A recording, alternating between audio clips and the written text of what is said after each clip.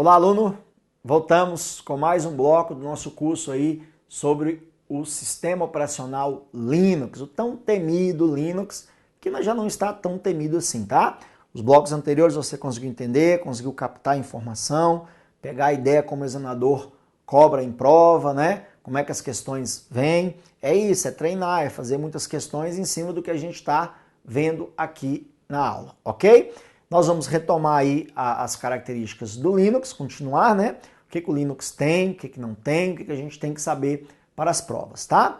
Então vamos lá. Próxima característica aí do Linux que a gente precisa estudar são as principais distribuições. Como eu falei, o Linux tem a característica, aluno, de ser um código-fonte aberto, né? Ou seja, ele tem um kernel, em cima do kernel, os programadores desenvolvem novas distribuições, né, dando nomes a elas, né? Então você tem aí dezenas de Linux no mercado.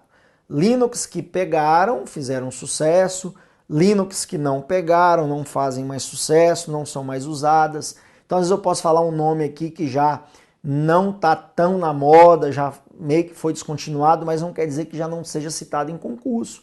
Às vezes tem examinador que gosta de botar esses nomes lá e mesmo você não concordando, não usando mais, mas existiu, né? Ou então está em decadência, por exemplo, tudo bem? Então fiz uma lista. Ah, professor, todas as distribuições do Linux estão aí? Não, estão as principais, as mais conhecidas, tudo bem? Então olha lá, ó, temos a Red Hat, né?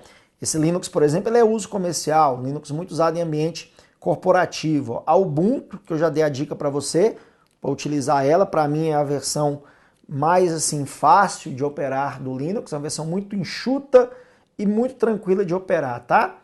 Conectiva, que já está mais para lá do que para cá praticamente, Mandriva, Debian, Slackware, Fedora, tá vendo? OpenSUSE, aí o Apache, eu botei uma observação, o Apache não é um Linux para computador tradicional, computador doméstico. O Apache é um web server. O que é um web server? Por exemplo, a página do Gran Curso Online, que você está assistindo o curso nesse exato momento, está armazenado dentro de um servidor web. E esse servidor web tem um sistema operacional que está gerindo ele, que está fazendo a página aí rodar e você poder assistir o curso. Pode ser o Apache, pode ser um Linux aí, que eu acho que é a versão para web server mais famosa do mundo, né? Temos aí o Fênix, o Kurumin, Kali, Calango, Turbo Linux, né? Chrome OS, que é até um Linux que roda direto na nuvem, né? Desenvolvido pela Google aí e alguns parceiros. Você consegue rodar o sistema direto na nuvem, geralmente ele não é instalado em máquina, né? Backtrack, tem um Arch Linux, aí tem o Android, ó, se você usa aí celular, né? Da Samsung, Motorola, que utiliza o sistema Android. O Android é um sistema operacional Linux para dispositivos móveis, né? Aí tem o CentOS, tem o Gentoo, o Mageia, o Mint também, com uma versão bem simplesinha do Linux, bem fácil de usar, tá? Então esses nomes, aluno, infelizmente você vai ter que sabê-los, não tem jeito, tá? É fatal, tá? Agora, deixa eu dar uma dica para você com relação a esses nomes. Tem bancas, aí vai depender muito da banca que você vai estar estudando, que não é muito de inventar esses nomes, tá? Geralmente, quando cai algum nome assim esquisito, qual é o raciocínio? Tenta ver se o nome não é associado a uma outra coisa, a um concorrente, por exemplo, do Linux, a um outro produto, tá? Porque dificilmente eles vão inventar, botar um nome que não existe, por exemplo, Linux Professor Fabrício. Isso não é muito característico da maioria das bancas, tá? Já vi uma ou outra questão que ele botou um nome errado lá, botou um erro na ortografia da palavra lá, mas não é comum isso acontecer. Então, pode ir por esse raciocínio. Nomes alternativos, pode observar, né? Muito nome aí de cultura indígena, né? Tribos indígenas, como a Ubuntu, né? E por aí vai. Tá? E tentar fazer esse tipo de raciocínio em prova, mas tem que saber, nesses nomes não tem como correr deles, tudo bem?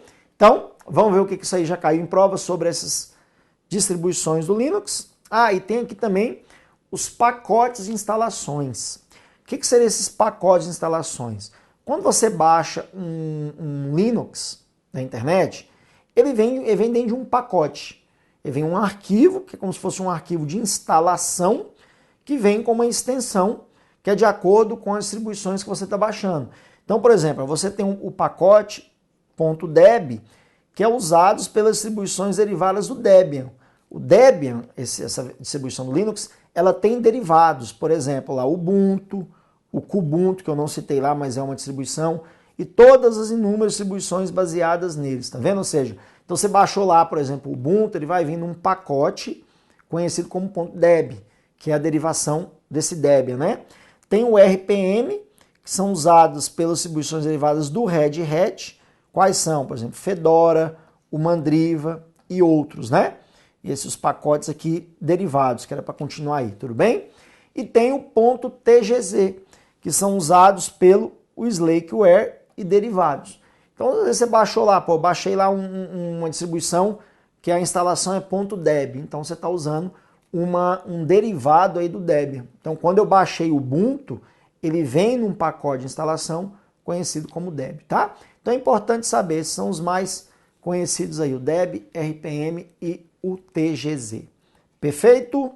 Ótimo. Aí já temos uma questão de cara para responder. Olha lá, ó. Considerando um sistema operacional Linux, Ubuntu em sua instalação padrão, qual a extensão é utilizada por padrão para indicar o quê? Pacotes instaláveis, tá vendo lá? Então você baixou o Ubuntu, qual é a extensão de instalação dele? Vamos lá? exe? Não, exe geralmente é uma extensão utilizada no Windows, né? O Windows que vem geralmente com o exe, o executável. Aí, ó, .deb, interessante. JPG não, JPG é o que? É figura, né? ISO, não, ISO é uma imagem. Você pode até baixar um arquivo ISO contendo aí um sistema operacional, né? Mas o ISO é a imagem do arquivo, né? Não é o pacote, não é a instalação, toma cuidado.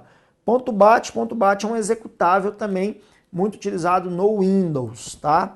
Prompt lá do Windows usa o .bat. Então, tá vendo? Ele cobrou aí a extensão deb, que é a que vem do Ubuntu. Beleza? Então, esse tipo de questão é possível de cair. Eu sei que assusta, mas infelizmente, né? Temos outra aqui, ó. Vamos lá. Aí ele deu um textão aí, né? Mas eu vou dar uma dica para você rapidinho. Vamos ler o texto primeiro. Texto 3. Seu desktop na internet. Com o surgimento da internet, o usuário de computador ganhou um fornecimento ilimitado de informações. Nos últimos anos, a rede evoluiu e tornou-se também uma rica fonte de serviços, com oferta online de ferramentas até então disponíveis apenas no disco rígido do computador. Basta ter um browser para desfrutar essas inúmeras facilidades online que oferecem mobilidade, podem ser acessadas de qualquer lugar e permitem economizar tempo e dinheiro. Daniel dos Santos, em PC Word, com adaptações. Texto 4. Hoje, para um número crescente de pessoas, a web é um computador. Agenda, e-mail e aplicativos básicos de escritório, por exemplo, já não residem necessariamente no micro. Podem rodar na grande nuvem computacional da internet. Aplicativos mais complexos ainda dependem do PC ou de um servidor na rede local. Mas não há dúvidas de que eles também tomarão o caminho da web em um futuro não muito distante. Info com adaptações. Então pode perceber, aluno, que ele deu dois textos. Esses dois textos estão falando de quê? Está falando da famosa nuvem computacional. Tá? Tem no nosso curso de internet, a gente fala sobre isso. Ou a computação nas nuvens, né? Cloud Computer, que é você simplesmente hoje usar a internet para tudo, né? Você guarda arquivos na internet, você acessa aplicativos na internet, né? Você roda programas na internet e por aí vai. Isso tudo é a nuvem computacional. Beleza, deu a questãozinha bonitinha, aí vem a questão. Olha lá. Sabendo que o usuário acessa a internet para desfrutar os recursos aludidos nos textos 3 e 4, a partir de um computador que tem instalado como sistema operacional o Red Hat. É correto concluir que esse computador utiliza uma versão Linux de sistema operacional. Aluno, aí vem a dica que eu quero dar para você. Já observou o tempo que eu gastei para ler o texto? Que você gastaria na prova para ler o texto? Você gastou aí o quê? Uns 2, 3 minutos, né? Tem gente que vai até gastar mais, porque vai sublinhar os termos mais... Vai fazer um resumo do texto. Sim? Pois é, deixa eu dar uma dica. Leia o texto não. Primeiramente, vai na questão. Vai direto no item. Tem textão? Vai no item. É igual prova de português, às vezes. A prova de português, a questão já te dá o número da linha. A linha 3 vai fazer isso. Às vezes, só de você ir lá no texto na linha 3, você consegue resolver a questão. Então, não perca tempo. Isso é tática do examinador para fazer a gente atrasar a prova. Tá? Para você ver o que ele está querendo saber. Ele está querendo saber se Red Hat é uma versão, uma distribuição do Linux sistema operacional. Ponto. O que o texto interferiu, né, no item? Nada. Eu tenho que saber o que é o Red Hat. Então eu li só para você perceber que nós perdemos um tempo com uma questão que eu não precisaria saber nada do texto. Então use essa tática na sua casa, tudo bem? Quando você for resolver questões, tem textão, meu filho? Não, vai lá. Aí, se não tiver realmente, né, como fugir do texto, você leia. Ótimo, estou te dando apenas uma dica. Perfeito? Então, voltando à questão, o Red Hat é sim, né? Inclusive uma das mais conhecidas distribuições do Linux. Então, item correto, sem estresse. Perfeito? Mais uma. As diversas distribuições do Linux representam a união do kernel, que é uma parte importante do sistema operacional com alguns programas auxiliares. Então, o que ele está falando lá? Ó?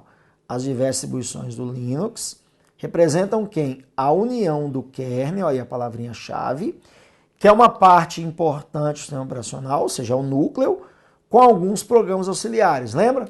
Shell, Interface, Prompt, né? Entre as distribuições do Linux estão a Debian, a Slackware, a Red Hat e a Conectiva. E aí, essas são distribuições ou não são distribuições do Linux? Debian, Slackware, Red Hat, Conectiva.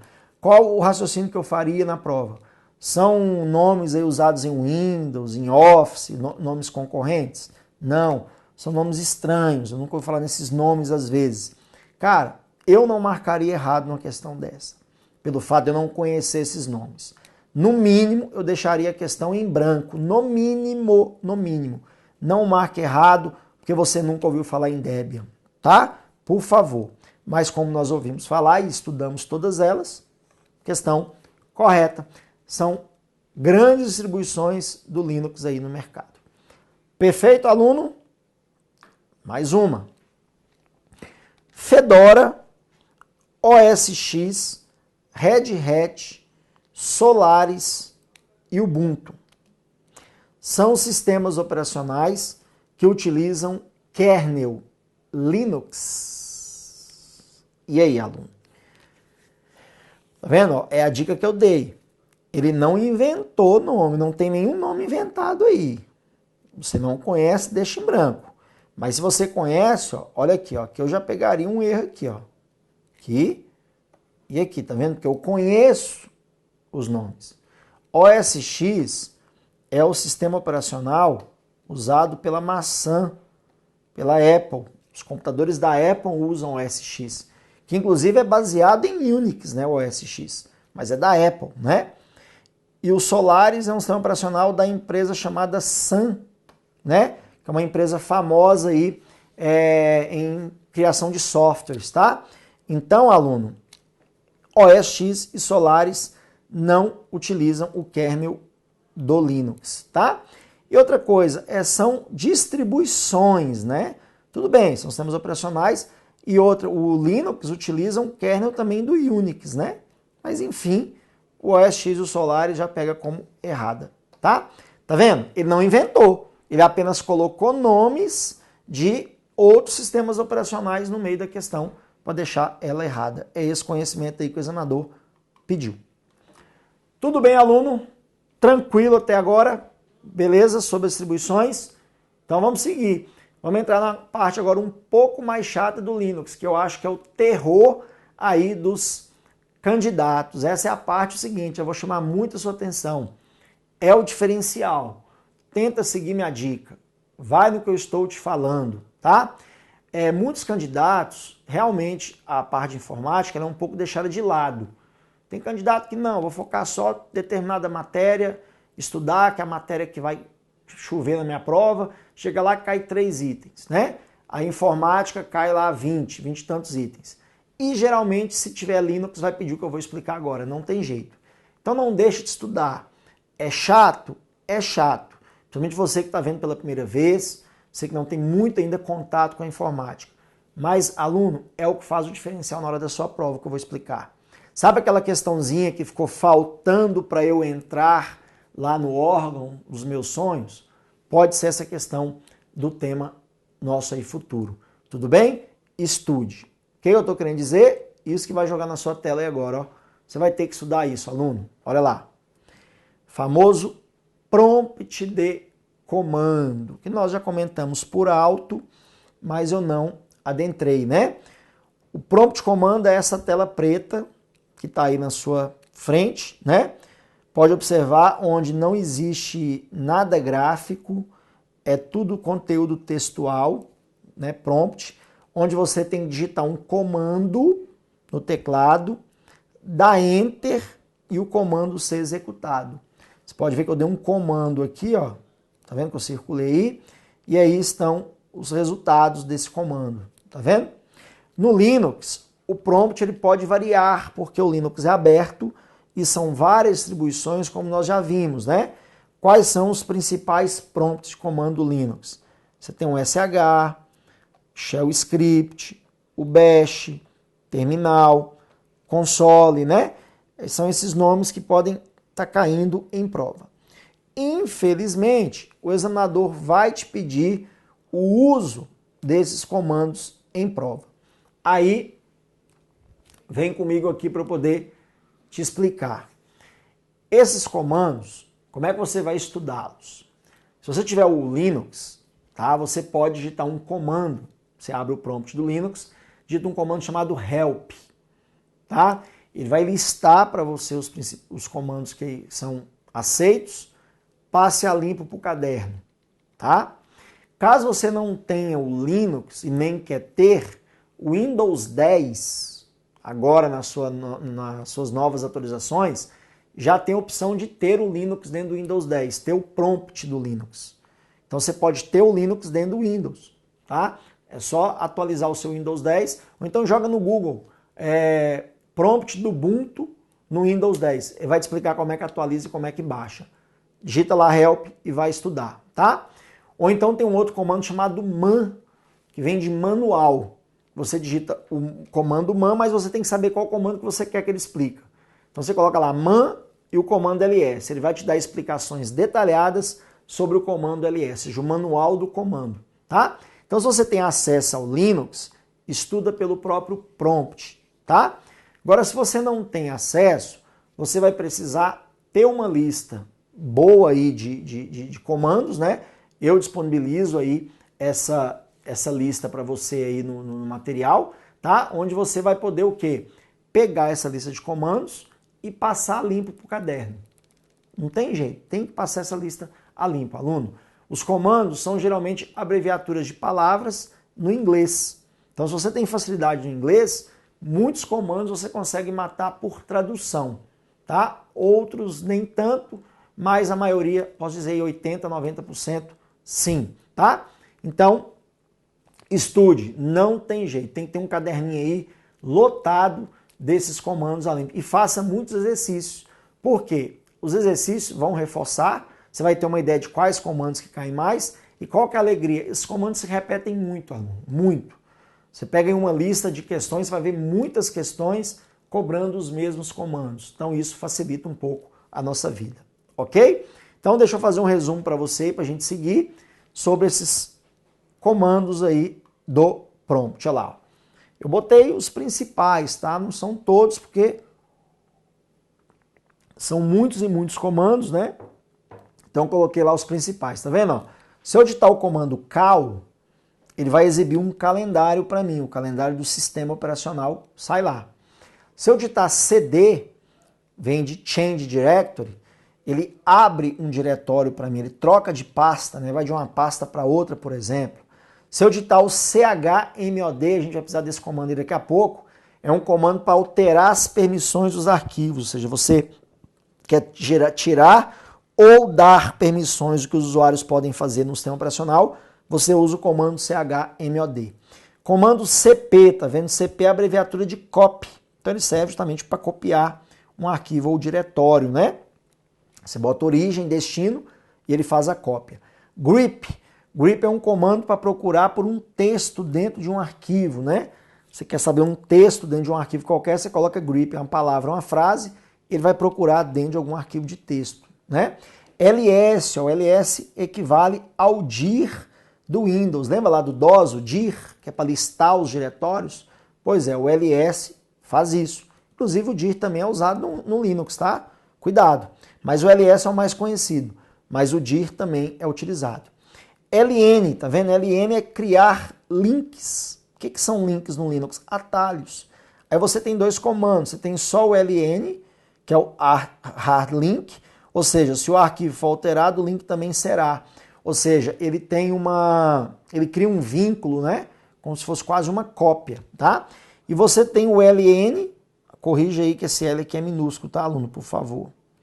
lm-s, ou seja, um link simbólico, semelhante ao do Windows. Se o arquivo for alterado, quebra o link, ou seja, você mexeu lá no arquivo, apagou o arquivo, o atalho não serve para nada, né? mkdir é o que? Criar um diretório, criar uma pasta. passwd, alterar a senha. Você quer fazer a alteração da sua senha, você digita o passwd. Comando ps, mostra os processos em execução. É igual o gerenciador de tarefas do Windows. Ele mostra todos os processos que estão sendo executados naquele momento. pwd mostra o diretório em que você está. Porque às vezes está digitando aquele monte de comando aí, ó, por exemplo, aqui nessa tela lá. Estou digitando um monte de comando, né? Tá lá. Aí eu não sei onde eu estou, me perdi. Eu coloco pwd, ele me mostra em qual pasta que eu estou, né? Vem da ideia de print work directory, ou seja, printar qual diretório que eu estou trabalhando, né? rm vem de remove, apaga o arquivo específico, né? E sudo, que eu já chamei a atenção de você, permite um usuário em particular execute vários comandos como superusuário, ou seja, o sudo é o comando que eu consigo colocar os privilégios de root a um usuário comum, ok? Aí, ó, tem uma atenção, por isso que eu corrigi lá em cima, né?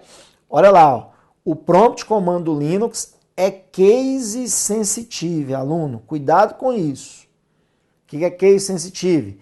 Faz a diferenciação de letras minúsculas e maiúsculas. Então o Linux ele difere o que é maiúsculo do que é minúsculo. Ele reconhece os comandos principais apenas em letras minúsculas. Então, aluno, olha só, muito cuidado. Quando você for operar o prompt do Linux, jamais, aluno, opere, tá, com letras em caixa alta, letras maiúsculas. Não faça isso. Sempre opere com letras minúsculas. O que pode usar de letra maiúscula é o seguinte, quando você tem um comando principal, é sempre minúsculo. Só que tem comandos principais que tem comandos opcionais depois. Geralmente, por exemplo, você vai digitar um ls, que é de listagem, você tem vários subcomandos opcionais. Esses subcomandos tem alguns que tem a letra minúscula e maiúscula. E geralmente vai diferenciar. O minúsculo vai dar um resultado e o maiúsculo vai dar outro, tá? Mas o comando básico principal tem que ser em caixa baixa. Por que eu estou reforçando isso? Porque isso cai em prova, tá? E o Windows não é case sensitive. O Windows tanto faz estar em maiúsculo e minúsculo, não vai fazer a menor diferença para ele. O Linux é. Perfeito? Sobre esse resumão aí. Então, vamos trabalhar? O que a gente tem de questões? Vamos trabalhar. Tem que trabalhar porque sem questões a gente não consegue focar o conteúdo, né? Olha aí a primeira questão. Vamos lá. Considere as afirmativas sobre comandos no sistema operacional Linux. ls é utilizado para exibir o conteúdo do arquivo. Questãozinha pegadinha, né? ls list, quer fazer a listagem, Só que não é do conteúdo de um arquivo, é do conteúdo de um diretório, de uma pasta. Ele exibe o que tem dentro da pasta, né? Não é o que tem dentro do arquivo, né? Geralmente, para você ver o que tem dentro do arquivo, você tem um comando chamado cat, que ele vai mostrar o conteúdo de um arquivo, né? Então não é o ls, tá vendo? É pegadinha. ls é o conteúdo de uma pasta. Então esse item está errado. 2. pwd, ó, cai muito esse comando. Exibe o nome do diretório corrente, print work directory. Sim, ele exibe o nome do diretório corrente, te mostra em qual pasta você está naquele momento, né? 3. DL, mostra o espaço em disco livre. Olha que outra pegadinha. Muita gente foi na ideia, DL, disco livre. Então tá certo, né? Não, porque o Linux, os comandos estão em inglês. Então DL não existe. O comando é o comando DF. Que eu estou colocando é porque minha letra é de forma, mas é minúsculo, né? Olha lá, o comando DF sim. Você colocou DF, vem de quê? De disk free. Aí ele mostra o espaço livre, ok? Então 3 não passa no crivo. Então já eliminamos a 1, eliminamos aqui a C, a D, ficamos com a letra B. Só o pwd salvou aí a questão. Perfeito, tá vendo? Cai desse jeito. Não tem escapatória, não tem que estudar isso aí. Vamos mais uma. Considere as afirmativas sobre a utilização de comandos nos sistemas operacionais de ambiente Linux. 1. O comando search é utilizado para localizar arquivos. E aí? Search tem a ver com localização, né? Com procura.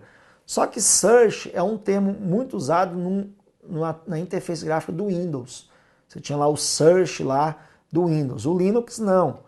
O Linux ele reconhece como comando de localização a palavra find. Então não é search, é find. Esse é o comando que você usa para localizar arquivos no Linux. Então, essa 1 falhou. 2. A 2 é uma tremenda pegadinha, né? O comando dir é utilizado para listar o conteúdo de um diretório. Olha aí. Nós conhecemos o comando ls, sim? Só que o Linux, os prompts do Linux estão sim aceitando o comando dir, aluno. Muito raro de usar, o pessoal usa o ls, mas o dir funciona, tá? Cuidado com isso em concurso. Então, tá certo. Nesse caso aí o dir funciona sim, tá? Mas o pessoal estuda geralmente o ls nas provas, né? Então fica esse alerta para você na sua casa. 3. O comando rm é utilizado para excluir arquivos. Remove, apagar, sim, né? É utilizado sim para excluir arquivos. Então, ficamos com a 2 e com a 3. Então, a 1 está fora, 2 está fora, C está fora. Letra D, 2 e 3. Perfeito? Tranquilidade geral aí na sua casa? Acabou não. Escolhi aqui uma boa leva de questões já para você sair da aula bem treinado com elas. Olha lá. Pode ver que ele deu uma foto, aluno. Olha essa foto aí que interessante, ó. Root, né? Ou seja, o usuário, olha, está como root, @ secretaria. O que é essa secretaria? Secretaria é a máquina, tá? Então aqui você tem o usuário, tá? E esse secretaria é a máquina. É assim que o Linux define, né? Aí, ó, temos o joguinho da velha, lembra? Ele é um usuário que é root, né? Ele está como logado aí como os privilégios do raiz, né? Man cp, então ele cobrou um comando man cp. E aí, o que comando man cp faz? Ele faz, observando, considerando a figura acima, que mostra a tela de um terminal do sistema operacional Linux Ubuntu, assinale a alternativa correta no que se refere ao resultado da execução do comando apresentado. Letra A. O comando cp copiará para o diretório atual o arquivo man localizado no diretório secretaria? Não, não. Primeiro é o comando man. É man alguma coisa, man cp. Então, ele meio que inverteu. Letra B. O comando cp copiará para o diretório secretaria o arquivo man localizado no diretório atual? Não. Secretaria é o nome da máquina, né? Letra C. Na tela representada na figura acima, haverá exibição de algumas propriedades do arquivo MAN, como, por exemplo, tamanho, antes de ser finalizada a sua cópia do diretório da secretaria para o diretório atual. Não. Letra D. Será realizada a instalação do programa CP pelo usuário root, administrador do sistema, direto do MAN, repositório do Ubuntu. Também não. Então sobra quem? Olha, será mostrado o manual com as informações referentes ao comando CP. Certinho. É isso aí, tá vendo? Olha lá, MAN vem de manual, até falei para você estudar. Manual de quem? Manual do comando CP. Aí ele vai exibir o manual, né, de como proceder para usar o comando CP no Linux. Beleza? Então tá aí, tá vendo? Mais uma questão de comandos. Bem, nosso bloquinho tá fechando, vamos encerrá-lo. Na volta, continuamos aí corrigindo essas questões aí do prompt, que é importantíssima para a sua aprovação, tá? Prompt tem que estudar. Valeu? Até daqui a pouco.